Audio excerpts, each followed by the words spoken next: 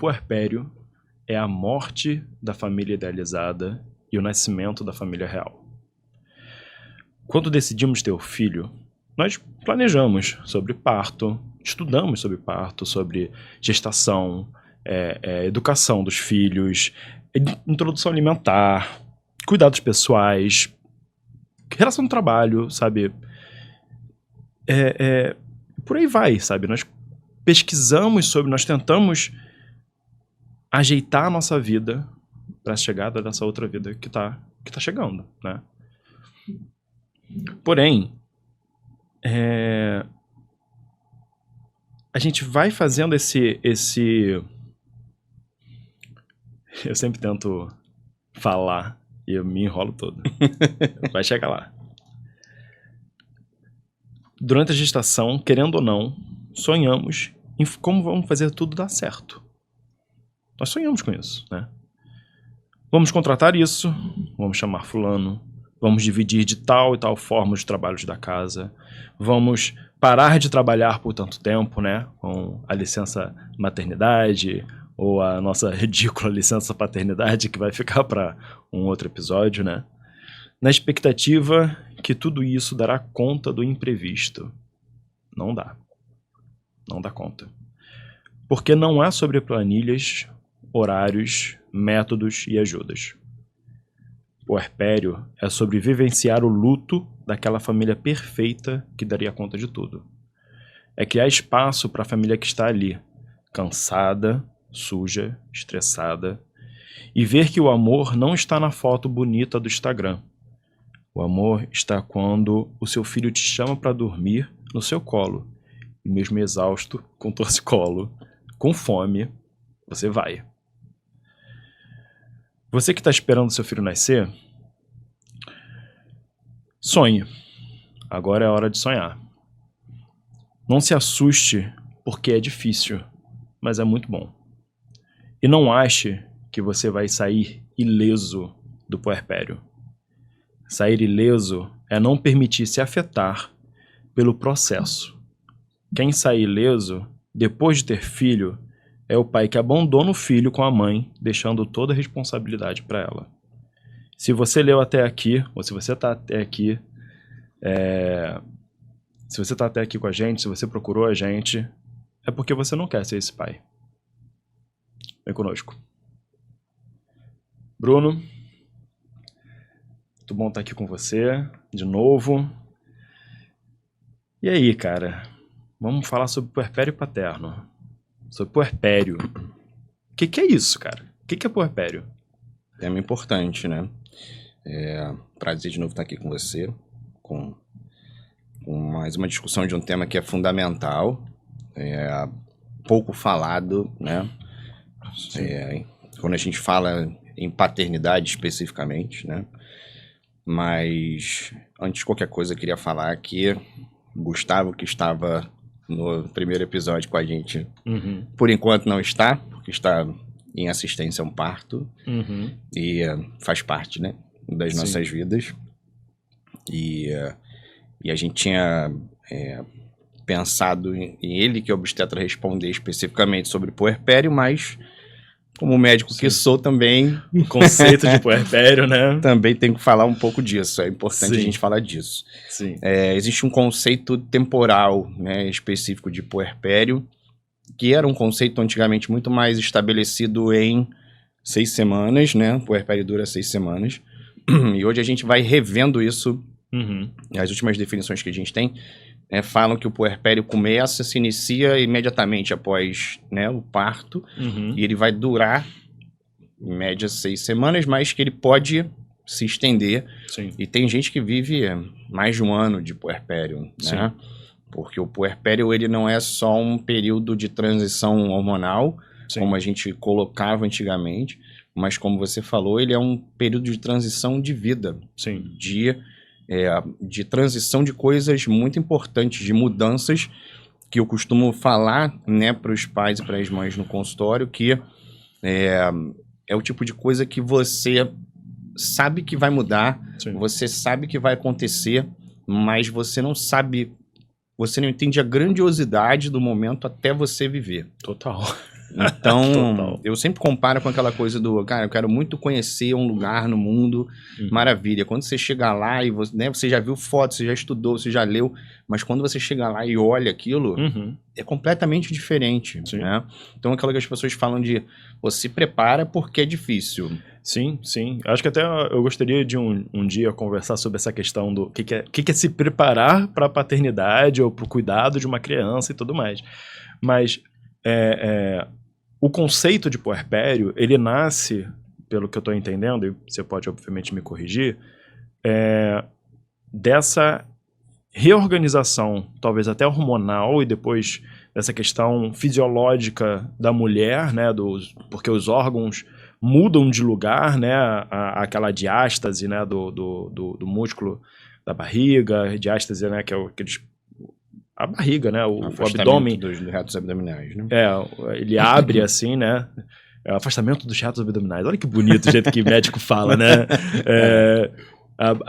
Vai, tipo, fica com aquele barrigão, né? Precisa abrir espaço. A bexiga, que é a mais famosa, né? Fica apertadinha, faz xixi o tempo todo, fica pequenininha. E depois que nasce, o organismo precisa... Ele vai se reorganizar de novo, né? Isso demora um tempo. Né? Demora um tempo, né? E seria inicialmente esse tempo, né? O que mudou pra gente estar revendo esse conceito que não é... Que a gente já entendeu que o puerpério não cabe somente nesse período de reorganização do corpo da mulher, do corpo da mãe que pariu, por exemplo. As mudanças externas são muito mais importantes, ou melhor, não vou dizer importantes porque é um conceito muito difícil de dizer, né? Mas são muito mais marcantes do que as mudanças internas, né? Quando a gente fala de mudanças hormonais, a gente está falando objetivamente de uma questão feminina, né? Sim. E o puerpério acontece muito marcadamente na vida da mulher. Sim. Não dá pra gente comparar, né, em relação ao resto, mas essa mulher está inserida em um contexto familiar importante. Sim. Está inserida agora com uma criança nova, que pode ser o primeiro, o segundo, o terceiro, o quarto, né, componente dessa família. Então, e é importante a gente avaliar, e ao longo do tempo eu acho que a gente está percebendo isso, que essas questões de interação familiar, né, de dinâmica familiar, são tão importantes quanto as questões internas fisiológicas femininas, né? Sim. Até porque isso influencia, né? O humor feminino, a mudança de humor feminino, a sobrecarga materna e o que isso, perdão, traz de repercussão para uma família inteira, né? As coisas que exigem essencialmente da mulher e que às vezes a gente vê que muita gente se ausenta da coisa do cuidar, né, do filho, ou cuidar da família, ou cuidar da casa. Sim. Porque, né, eu sempre digo, a maternidade, a paternidade são partes da nossa vida. Sim. Partes muito importantes, mas são só partes, né? Sim. Ser mãe é só mais uma coisa, ser pai é só mais uma coisa. Você continua sendo uma pessoa com as suas necessidades, continua sendo um profissional com as suas necessidades, as suas demandas, né, e as suas responsabilidades. Sim. Então, e a gente vê hoje, né, especialmente com a inserção da mulher tão importante no mercado de trabalho, e isso é maravilhoso, mas isso acaba sobrecarregando mais, e isso faz uma mudança importante na família toda, né? Sim.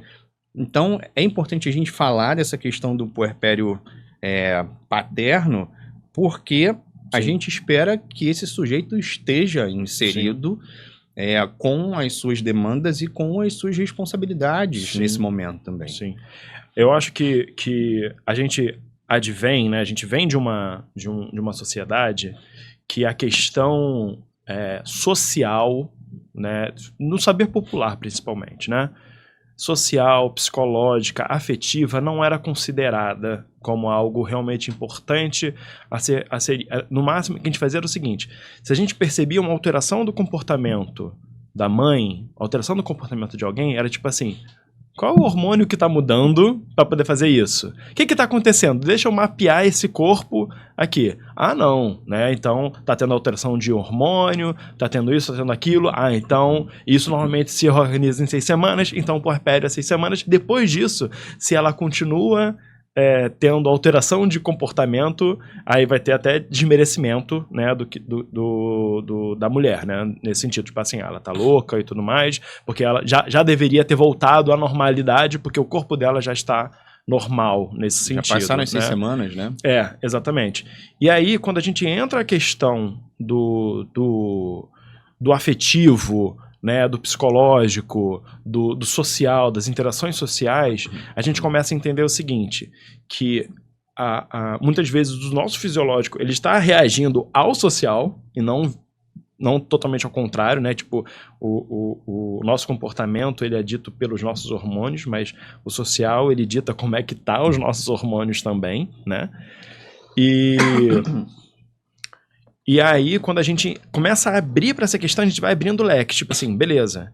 Então, porque, por exemplo, quando a gente tá falando de depressão pós-parto, né? O puerpério ele não vai conseguir entender esse conceito, né? E aí, a gente começa a entender, beleza, como é que essa questão afetiva que acontece. Aí a gente pensa, então, se existe um puerpério psicológico, que aí quando começaram a entender que esse puerpério fisiológico não era o suficiente, mas se tem um puerpério psicológico, por que o homem não pode ter um puerpério psicológico? Né? Que ele também está mudando de vida, as coisas também mudaram, né? Talvez a nossa dificuldade como homens de muitas vezes falar das nossas dificuldades, poder se abrir, poder estar vulnerável, demorou muito tempo para a gente poder estar aqui falando exatamente das nossas dores, que foi nesse processo de 1 ano, né, ou mais, né, que seria essa reorganização dos órgãos, mas não dos órgãos fisiológicos, mas dos órgãos da vida, né, que é o trabalho, que é a casa, que é o relacionamento do casal, que é o relacionamento com a criança, né, que é o relacionamento consigo mesmo, de se entender, sabe, como pai, como, tipo, agora eu tenho uma outra imagem de mim mesmo, nesse sentido, por exemplo. Então, acho que a gente começa a abrir esse leque, a gente foi abrindo, e eu acho que ainda tem até possivelmente mais leque para abrir, que a gente nem imagina ainda, em relação a esse processo de paternidade, né, maternidade, de criação de crianças e tudo mais. Eu acho que existem muitas formas diferentes de a gente enxergar essas questões, né? Uhum. Primeiro que o papel hoje em dia, né? A gente vê uma mudança ainda inicial, mas eu acredito que já é importante, de uma mudança de colocação do próprio pai nesse contexto familiar, no cuidado da criança. Uhum. E claro que, né, a gente ainda vê muita gente que não participa, que não se interessa, que acha que o cuidado, né, porque eu não tenho peito, eu não posso ajudar na amamentação, porque eu sou homem e eu tenho que trabalhar amanhã, né, tenho que trabalhar, tenho que acordar para trabalhar amanhã e a mulher vai continuar em casa, ela não vai trabalhar. Quem disse que não vai, né? Sim. Mas eu acho que a gente ainda vive muito essa visão, mas a gente está encontrando hoje pessoas participativas que estão se inserindo nesse contexto de cuidado de uma forma mais ativa. E lembrando que as pressões sociais, quando a gente fala da mulher e da mãe, são muito maiores, né? Porque o pai que não acorda de madrugada, ele estava cansado do trabalho. A mãe que não acorda de madrugada é uma mãe relapsa, porque passou o dia inteiro em casa. E a gente ouve isso muito ainda, né? Isso traz uma culpa materna muito grande, isso traz uma reflexão e uma repercussão para o comportamento dessa mãe em relação ao contexto familiar. Então, a gente está vivendo inter-relações e a gente está vivendo ciclos ali dentro que são impossíveis de você não viver, né? Você não é possível desse pai, tipo, eu não acordo porque eu fico cansado, eu vou dormir, né? Eu já vivia, eu não sei se eu falei isso no outro episódio, um pai que ia dormir com o filho mais velho, que tinha 8 anos, quando o filho, né, o segundo filho nasceu, e ele falava, pô, eu fico muito cansado, então eu vou dormir com outro filho, eu tomo conta do filho mais velho, que não acorda mais de madrugada. Para ele, é a forma dele de ajudar. Beleza, mas a mãe estava se sentindo claramente sobrecarregada naquele contexto. E é importante que a gente tenha, como eu acho que em todo relacionamento, liberdade para conversar sobre isso e exprimir, ter direito de você mostrar a dor de cada um. Porque as dores de todo mundo, né, elas são importantes. E a gente só constrói um caminho intenso e verdadeiro e sem ficar remoendo a culpa do outro, né, internamente, aquela coisa de, pô, o cara não me ajuda, o cara não acorda. Ou ela, tipo, não faz nada durante o dia, tá aqui em casa, né, e, pô, ainda quer que eu acorde de madrugada. A gente vai ter esses dois pensamentos. E se a gente não para conversar, discutir, falar o que tá incomodando, tipo, ó, eu não consigo fazer isso. Não adianta. E o que é possível? Exatamente, o que é possível para cada um, né? O que é viável para cada um. O que é palpável, o que é desejoso para cada um. Então, a gente está vivendo mudanças de contexto, a gente ainda vê pais que não participam tanto, e eu vivo, né, isso no consultório, eu vivo os dois lados, eu vivo o pai que, pô, tá super participativo e acorda de madrugada, e, pô, não tenho peito, mas eu vou lá e troco fralda e boto pra dormir, né, boto pra ninar e pra rotar depois que mama, e eu tenho o outro lado do pai que vai dormir com o filho mais velho, porque essa é a forma dele de ajudar. E a gente tem que entender o que tá se configurando nesse contexto, né? Os homens, como você falou, a gente não é ensinado a lidar com as nossas emoções. As crianças em geral, né? E aí eu consigo falar muito mais de forma palpável. Hoje em dia a gente começa a falar das emoções com as crianças, de fazê-las entender o que elas estão sentindo. Como é que eu vou, né, exigir de uma pessoa, seja aí homem ou mulher, que ela entenda o que está passando na cabeça dela, se ela lá atrás foi obrigada a engolir o choro, né? Não doeu não, engole o choro. Eu acho que tem um ponto muito precioso que você está trazendo e que eu já estava vendo o nosso discurso rodando em relação a isso, que é a nossa geração, como pais, né, de terem filhos muito próximos nesse sentido de idade, nós estamos rompendo paradigmas. E essa é a parte mais difícil. De desenvolver a partir disso, não desmerecendo, obviamente, até as próximas gerações que vão estar pegando esse trabalho que a gente está fazendo, mas, por exemplo, eu não sei exatamente aqui, mas existe um percentual dos millennials de eles estão ficando com os filhos, acho que 70% mais tempo do que os seus pais ficaram com eles, entende? Então, já está acontecendo uma revolução nesse sentido, por mais que ainda há muitos pais que não participam, eu diria, um pouco ousado isso que eu vou falar agora, tá? Que ainda não estruturada, mas que essa revolução dos pais presentes, disponíveis, vulneráveis, que está acontecendo hoje em dia, é um movimento comparado ao movimento dos anos 60, de liberdade de expressão das mulheres, de tudo mais. Tipo assim, estamos rompendo paradigmas, tipo assim, é isso, a gente vai errar muito, porque a gente não tem literatura antes disso. A gente não tem exemplo disso. Não ensinaram a gente, que é isso que a gente estava falando no outro que o Gustavo faz com o filho dele. Tipo, pô, o filho do Gustavo tem um carrinho de bebê, tem uma boneca, sabe, para poder trabalhar essa questão do cuidado, porque ele tem irmãos gêmeos mais novos, pequenos, exatamente para lidar com esse cuidado, sabe? Que é a questão que a gente estava falando do treinar, sabe? Tipo assim, vai treinando para ser pai. Tipo, cara, treinar para ser pai, lendo um textinho falando como é que faz, Cara, ninguém lê, tipo, como é que vai jogar futebol. Ah, deixa eu treinar aqui pra jogar futebol. Tá bom, deixa eu treinar aqui.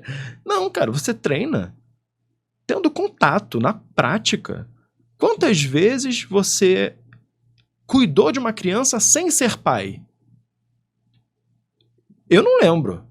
A primeira vez que eu tive um cuidado real, além de no máximo, tipo assim, tem um bebezinho pequeno, pegar no colo, bonitinho, não sei o que, lá e tal, e, sabe, ficar numa festinha de criança com um bebê no colo para que os pais pudessem conversar, e eu no máximo ficar com o bebê no colo ali, mas de cuidar, eu não tive. O primeiro contato real de cuidado com uma criança foi quando meu filho nasceu.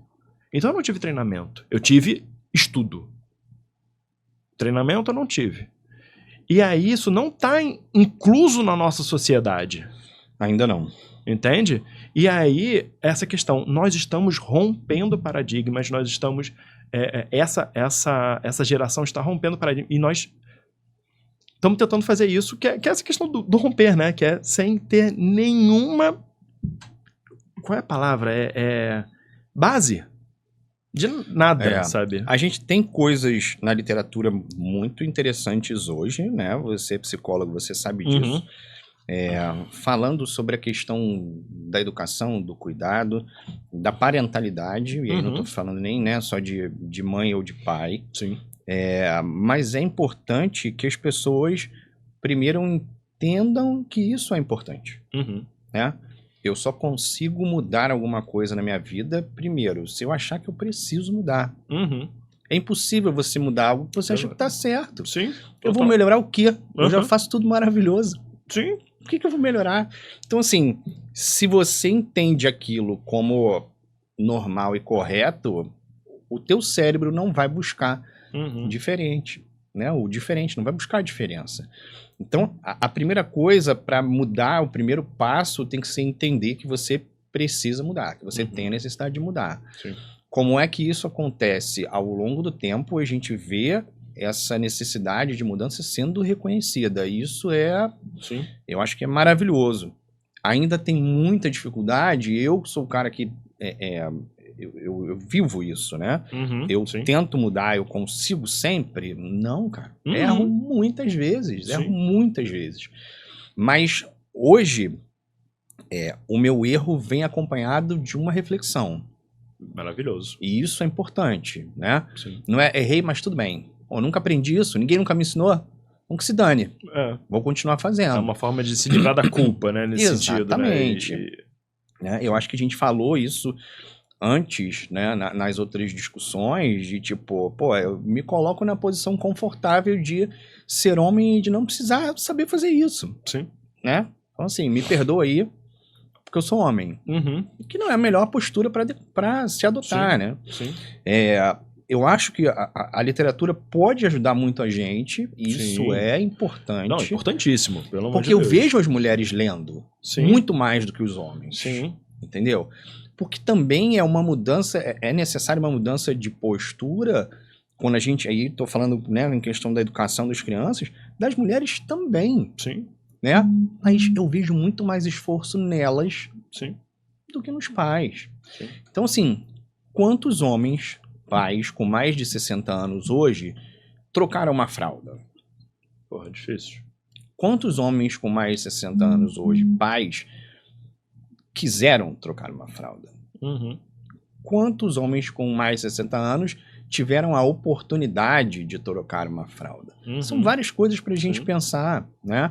Sim. Hoje a gente tá vindo aqui discutir isso, cara. Sim. Isso... E entender que trocar uma fralda é um símbolo, né? Isso não é tudo. Não é tudo. É uma parte. E às vezes tem gente também que não vai trocar a fralda, mas vai participar de outras formas muito importantes. Muito integralmente, sim, total. E aí entra o contexto familiar. O que naquele contexto familiar é importante, né?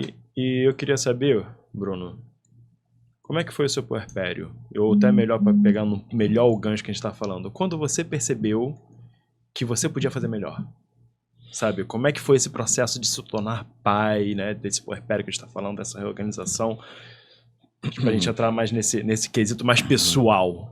Eu tenho um viés importante que é ter o contato com crianças diretamente, objetivamente, antes de ser pai. Sim. Porque eu já era pediatra quando meu filho nasceu. Sim. Então, isso me coloca numa posição diferente. Eu já ouvia as angústias maternas quando eu me tornei pai. Sim. E isso já me fazia pensar de uma forma diferente. Sim.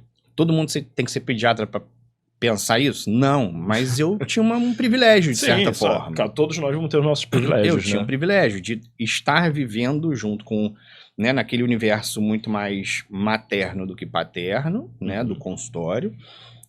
Apesar de, né, ver muitos pais lá que acompanham os seus filhos.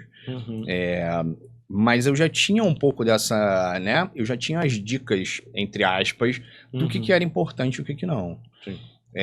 Eu tentei me dedicar ao máximo de ajudar de forma braçal mesmo, do acordar, do trocar fralda, do tomar conta, que é uma coisa que, assim, é uma parte, né? Sim. É só uma parte, mas acho que quando a gente pensa na atividade diária, na minha visão, fazia muita diferença, né? Porque o cansaço é de todo mundo, o sono é de todo mundo, o grito no ouvido, né, do choro é no ouvido de todo mundo. Desconcertante para todo mundo. Não tem jeito, né? Todo mundo vai sofrer. Já dizia saudosa Marília Mendonça. Então eu acho que eu fui para esse cuidado de uma forma muito mais, com um olhar muito mais especializado, entre aspas. Eu me lembro de algumas coisas, eu dava plantão nessa época, né, ainda, e às quartas-feiras eu dava um plantão, que era um plantão de 24 horas, e eu, nos primeiros meses de vida, era a única noite que eu conseguia dormir. No plantão. No plantão. E eu brincava dizendo, cara, eu vou pegar mais uns 3 plantões noturnos que é pra poder dormir, porque em casa eu não conseguia dormir. Sim. E tinha uma pessoa que dava plantão comigo, que eu amo do fundo do coração, que é a Vanushka. E quando eu chegava de manhã, ela falava assim pra mim, cara, a gente vai ver as crianças, vamos passar o round, né, discutir os casos todos, a gente almoça e você vai dormir porque você tá horrível.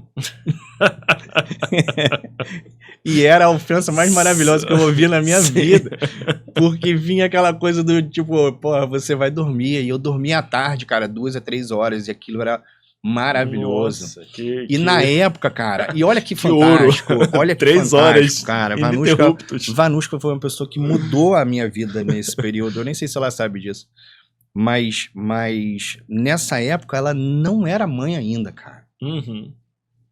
Porra, ela não era mãe. E ela tinha essa sensibilidade. Ter essa sensibilidade, essa compreensão, eu não sei se um homem teria isso, eu não sei se eu teria isso. Sabe? Então, dá vontade de chorar. E ela fez isso de uma forma muito delicada e compreensiva, sabe? E é muito legal isso. E eu tinha um carinho, né? Eu tenho até hoje um carinho de irmão por ela, cara. Porque ela virava pra mim e falava, vai. E ela não me acordava, meu irmão. Poderia estar pegando fogo a UTI. Ela nunca me chamou daquele meu sono lá da tarde. Então... que ela sabia que você precisava de uma qualidade de sono até para poder trabalhar bem, né? Porque eu acho que as mulheres são ensinadas, sempre foram ensinadas a ter essa percepção. A partir do cuidado. Exatamente, porque elas são preocupadas desde sempre com o cuidado, e a gente não. Mas aí isso que é uma parte legal, porque às vezes parece que a gente tá aqui só dando porrada, né? Em nós mesmos, né? Mas, tipo assim, a violência que há para com os homens e para com nós mesmos, em que o mais importante para nós não é o cuidado, é puramente a performance. Por exemplo, você foi pro trabalho, pro plantão, eu tô cansado, mas tu não queria ser pai? Tu não quer trabalhar de plantão? Tu não quer ser médico? Então aguenta, rapaz. Porque isso que é o discurso, que é o engole de choro, que engole de choro também é simbólico, igual trocar a fralda, né? Que é aguenta aí tuas pontas, aguenta aí o que tu tá sentindo e faz o que tem que ser feito. E, beleza, em certas situações, isso pode ser muito necessário, né? Mas o quanto que isso é violento Isso é né? bilateral, né, Hugo? Porque as mulheres também, se a gente for pensar, a coisa do trabalho materno e em relação às crianças e o cuidado com a casa são colocados nas vidas delas como se fosse algo que não faz diferença. Uhum. Você é mulher. Uhum. Faz aí, cara. Cuidar Sim. do filho é sua obrigação. Sim. E a gente acha que isso não cansa. Hoje em dia a gente sabe, você Quase sabe com uma disso, eu sei extensão disso, fisiológica. que estar em casa tomando conta do filho te exige muito mais do que o teu trabalho.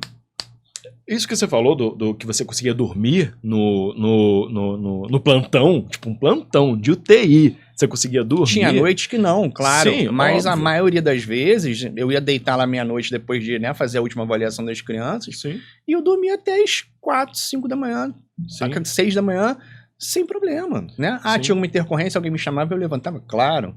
Mas em casa não dava. A intercorrência era sempre, o choro era sempre. Sim.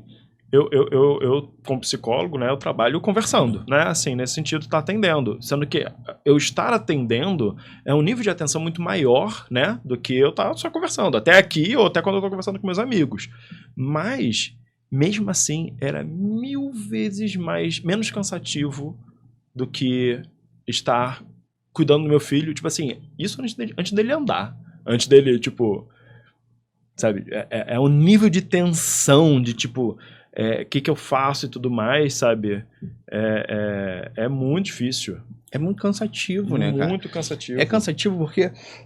Agora eu vou entrar na parte filosófica e psicológica da coisa, que é assim, lidar com criança é lidar muitas vezes com a sua criança lá atrás que viveu várias outras coisas e trouxe para você vários outros traumas que você tem que remoldar agora na sua cabeça e às vezes você não está preparado para isso. Sim. E é com isso que você lida, né? Especificamente, o seu trabalho é essencialmente isso. Então, assim, é um desgaste muito grande. Para a mãe também. Só que a mãe, foi o que eu te falei, a minha colega de plantão, né, a minha amiga, estava preparada para isso. Eu não sei se eu teria esse preparo. Sim. Hoje, certamente. Sim, total. Hoje, vivendo a paternidade, sim. Total. Mas sem viver isso, certamente não, cara. Eu acho que eu ia... eu acho que eu ia... Não ia ter essa sensibilidade que ela teve, sabe? Por quê? Porque a gente não a gente não é treinado para isso. A gente às vezes é tolhido mesmo em relação a isso, né? Não faz parte do nosso universo. Exatamente. Não faz parte. Né? E aí, uma coisa que... Essa conversa começou a ficar muito boa agora, né? Mas a gente tá querendo fazer episódios de 30 minutos para não ficar muito maçante, o pessoal poder consumir esses 30 minutos, né? No dia a dia, tranquilo e tudo mais. Mas a gente vai continuar, a gente vai dividir em 4 episódios. Então, tá bom, a gente vai continuar essa conversa daqui agora mesmo. A gente só vai soltar esses episódios parcelado, né? Parcelado no cartão. Então, gente, curtiu?